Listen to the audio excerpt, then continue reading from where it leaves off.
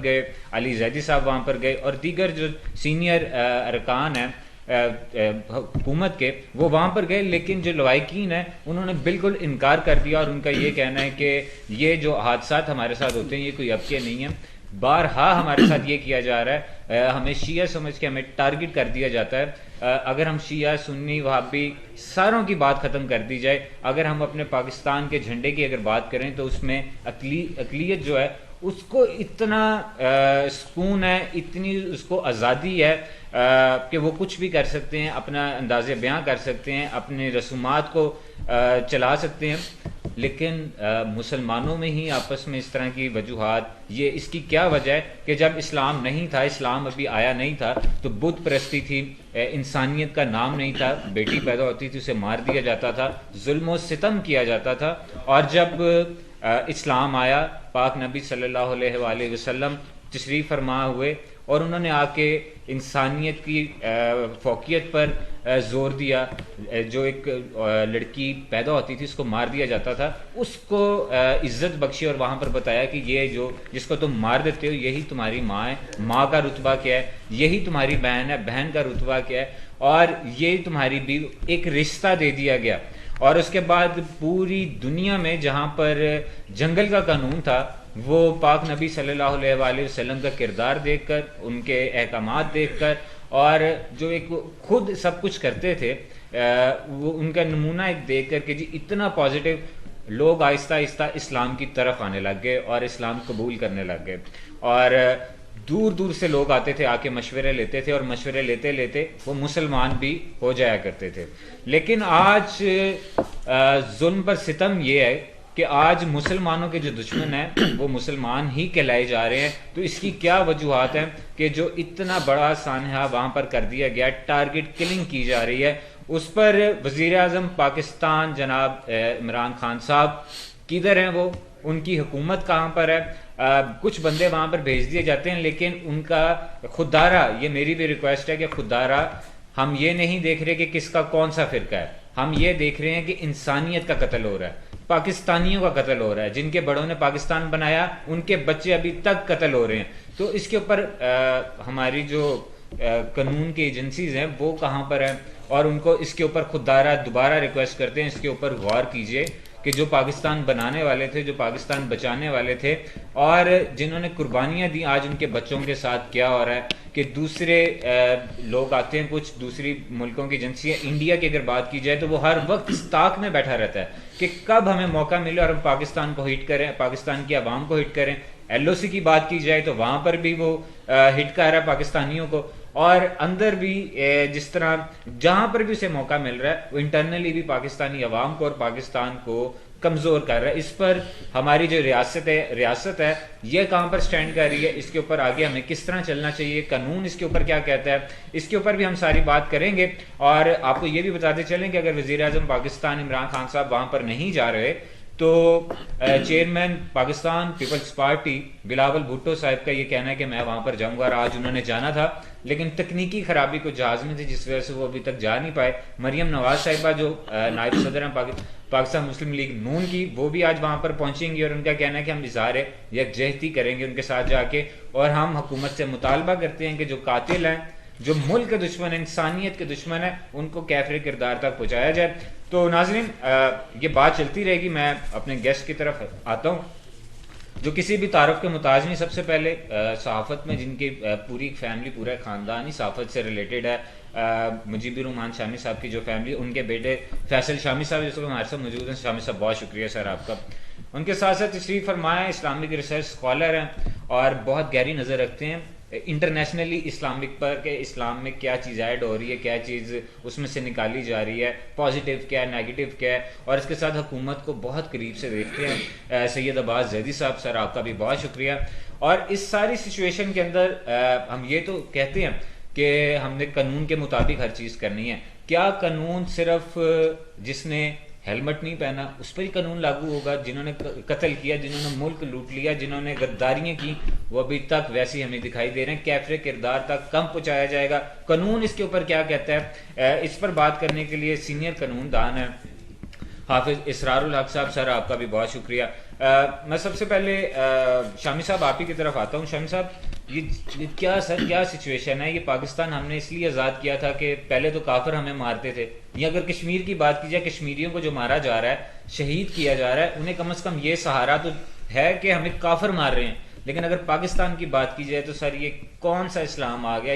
یہ اویئرنیس کب آئے گی کہ اسلام کا مطلب بھائی چارہ ہے، انسانیت کو فروغ دینا ہے؟ شامی صاحب آپ اس پہ کیا کہتے ہیں سر؟ اعوذ باللہ من الشیطان الرجیم، بسم اللہ الرحمن الرحیم. جی انتہائی افسوسناک واقعہ.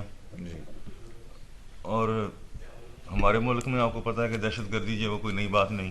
جی ہر دور میں دہشت گردی ہوتی آئی ہے. سب سے پہلے دیکھیں جب پاکستان بنا، قائداعظم پاکستان بانی پاکستان سے ان کو سلو پوائزن دیا گیا. جی اس کے بعد بھرے جلسے میں جناب لیاقت علی خان صاحب کو شہید کیا گیا. جی اس کے بعد ضیاء الحق صاحب کا دیکھ لیں، ان کا طیارہ جو دہشت گردی کی نظر ہوا.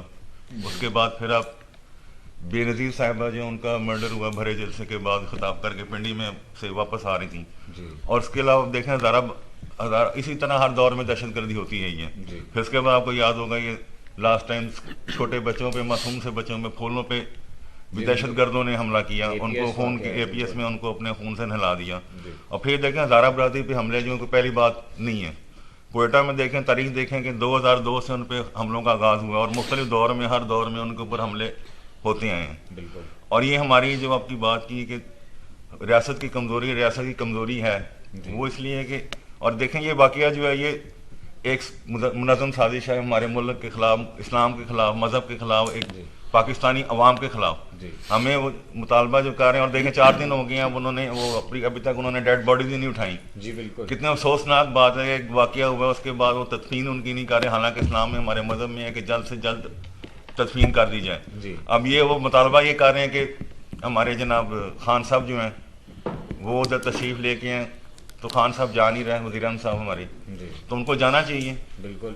اور اگر میرا خیال ہے کہ اس وقت میاں نواز شریف صاحب کی گورنمنٹ ہوتی یا میاں شہباز شریف یا کوئی زرداری صاحب یہ اس وقت حکومت میں ہوتے، سب سے پہلے وہ ادھر پہنچ کے ان کے اپنا اظہار تعزیت کر رہے ہوتے ہیں. لیکن شامی صاحب اگر سوری میں آپ کی بات کٹ کر رہا ہوں سر، میں صرف یہ کہنا چاہ رہا ہوں کہ اگر وزیر اعظم نواز شریف صاحب ہوتے، زرداری صاحب ہوتے، گیلانی صاحب ہوتے، کیا ان کا جانا وہاں پر بہت ہے کہ یہاں اس کے جو قاتل ہیں جنہوں نے قانون کو پامال کیا ہے ان کو پکڑا جائے، کیفر کردار تک پہنچایا جائے؟ آج تک بہت سے سینئر ارکان، بہت حکومتی نمائندگان اس طرح کے جو دھرنے وہاں پر گئے ہیں، انہوں نے وعدے بعید تو ضرور کیے ہیں لیکن اس پر عمل نہیں ہوا. تو ان کا جانا کافی ہے یا امپلیمنٹیشن؟ نہیں، جانا بھی کافی نہیں ہے، جانا چاہیے، لیکن یہ کہ جانے کا کوئی فائدہ ہو. آپ کی بات کے کوئی مطلب ٹھیک ہے، ایک واقعہ ہوا، اس کے افسوسناک واقعہ ہوا، اس کے قاتلوں کو ان کو کیونکہ ایک تو انہوں نے اکٹھا کر کے ان کو ہاتھ پاؤں باندھ کے مارا، اور اس سے بڑا ظلم کیا ہوگا. اور ان کو چاہیے کہ اس قسم کے واقعے جو، تاکہ ان کو سخت سے سخت سزا ملنی چاہیے تاکہ اس قسم کے واقعہ جو آئندہ دور میں نہ ہوں. بالکل. اور ہمارے پہلے بھی ہوا ہے لیکن کبھی کسی کو سزا نہیں ملی. آپ کی بات کی کتنا ہم بیان بازی کر دیتے ہیں، ہم جاتے ہیں، ہماری منسٹر جاتے ہیں، فلاں جگہ وقوع ہوتا ہے، واقعات ہوتا ہے. یہاں پہ آپ نے جی دہشت گردی میں مارے گئے ہیں تو اور کہ آپ نے ایک بجٹ رکھا ہوا ہے، فلاں بندے یہ آپ اتنے زخمی جو ہوں گے ان کو آپ اتنے پیسے دے دیں، اور جو اللہ معاف کرے، اللہ کو پیارے ہو گئے دنیا سے رخصت ہوں ان کو یہ آپ اتنی رقم دے دیں تو آگے ان کا منہ بند کرا دیں. تو ٹھیک ہے اب جائیں. اب یہاں پہ افسوسناک بات ہے کہ تدفین کے لیے جانا چاہیے. اور ویسے بھی ریاست کے سربراہ ریاست مدینہ کہتے ہیں، ریاست مدینہ میں ایک کتا بھی بھوکا مر جائے تو عوام حکمران جواب دیں. یہاں پہ ہزاروں بندے، لاکھوں بندے روز بھوک سے مارے، اور یہ دہشت گردی کا واقعہ جائیں. خان صاحب آپ بات کرتے ہیں عوام کی، تو جائیں، کیوں نہیں جاتے آپ؟ بالکل جانا چاہیے. کیا ان کو ڈر ہے کہ یہ دہشت گرد ان کو بھی مار دیں گے آگے؟ اگر وزیر اعظم کو ڈر رہتا ہے کہ دہشت گردی کا نشانہ بن جائے، وہ مارا جائے، تو پھر چھوڑ دیں، گھر جا کے بیٹھ جائیں. تو سر آپ شامی صاحب اس کا امپیکٹ آل اوور انٹرنیشنلی آپ کس طرح دیکھتے ہیں کہ اگر پرائم منسٹر کو یہ وجوہات ہیں، کوئی سیکیورٹی کے خدشات ہیں، تو انٹرنیشنلی ہمارا امیج کیا جائے گا سر؟ سر یہ تو ہمیں دیکھ لینا آپ کو کیا جائے گا. ان کے مطلب وہ تو پہلے ہمیں کہتے ہیں کہ آپ دہشت گرد ہیں. بالکل. کہ اسلام میں ہمارا پاکستان کو ایسا انہوں نے بنا دیا کہ ہمارے پہلے آپ دیکھ لیں کہ ہمارے ملک میں کوئی یہاں تک کہ کھیلوں تک بند ہو گئی، کوئی کھلاڑی دنیا کا باہر سے آنے کے لیے تیار نہیں ہوتا تھا، کوئی وفد ڈیلیگیشن نہیں آتا تھا، کچھ انویسٹر ہمارے ملک میں نہیں آ رہا. اب وہ کیا کر رہے ہیں آپ دیکھیں جی. اب اس کو دہشت گردی ہم خود انہوں نے بنا دی، ایک ماحول ایسا کریٹ کر دیا. مشرف دور میں دیکھیں آپ، مشرف صاحب کے دور میں جو نماز پڑھتا تھا، جو داڑھی رکھتا تھا، اس کو آپ خود دہشت گرد کہتے تھے. ایک ٹائم ہوتا ہے مسجد میں آپ دیکھیں، مسجد میں آپ ساری رات کوئی مسافر ہے، کوئی کسی شہر سے ہے دوسرے شہر سے، وہ رات کو جی اس کے پاس سونے کی جگہ نہیں ہوتی تھی، وہ جا کے مسجد میں سو جاتا تھا، رات گزار لیتا. اب یہاں مسجد تالے لگ گئے. عام بندہ کیا کرے گا؟ دہشت گردی پھر جس کے پاس بھوک نہیں ہے، جس کے پاس جگہ نہیں ہے، اس نے کچھ نہ کچھ اپنا دہشت گردی پھر کرنی ہے. بالکل شام صاحب آپ بالکل ٹھیک کہہ رہے ہیں. میں اسی بات کو لے کے زیدی صاحب سر آپ کی طرف آتا ہوں. سر یہ جو ظلم و ستم، اور جس طرح شامی صاحب نے کہا کہ جلد سے جلد جو باڈی ہوتی ہے، ڈیڈ باڈی، اس کو دفنانے کا حکم دیا گیا ہے کہ اس کو جلد سے جلد کیا جائے. سر اس واقعہ کو دیکھ کے اور اس سے پچھلے کچھ واقعات جو زہرا برادری کے ساتھ ہوئے، مجھے سر ایک کربلا کا واقعہ یاد آ جاتا ہے کہ کربلا میں بھی اسی طرح ہی بے غور کفن وہاں پر لاشیں پڑی نہیں تھیں اور وہاں پر ان کو دفنانے والا کوئی نہیں تھا، اور ان کے ساتھ ظلم و ستم کیا گیا تھا. کوئی جنگ نہیں تھی، ظلم و ستم کیا گیا تھا. تو سر آج کل یہ جو ماحول بن گیا اور اس طرح جو مسلمانوں میں فرقہ واریت کی وجہ سے جو لڑائیاں کروائی جا رہی ہیں، دشمن کامیاب ہو رہا ہے، اس میں ہماری اسٹریٹجی کہاں پر ہے؟ ہمیں کہاں پر سٹینڈ ہونا چاہیے؟ بسم اللہ الرحمن الرحیم. سب سے پہلے تو گزارش کروں گا کہ آپ نے اسے ماضی کے ساتھ ریلیٹ کیا کہ کس طرح ماضی میں بھی ایسی مثالیں موجود ہیں کہ ظلم و ستم ہوا. دیکھیے جی، جو کربلا میں گردن کاٹنے والے تھے،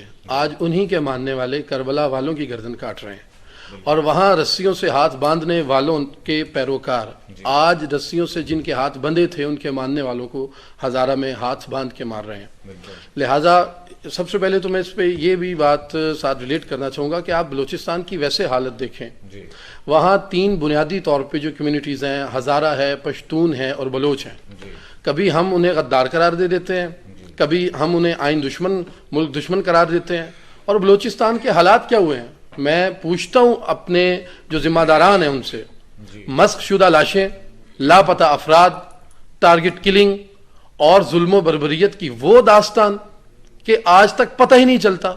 آپ 2012 کے 2013 کے جو حملے ہیں دہشت گردانہ ہزارہ کمیونٹی کے شیعہ حضرات پر، آپ اگر انہیں ہی دیکھ لیں، کوئی ایک قاتل بھی بتا سکتے ہیں ریاستی ادارے کہاں ہے؟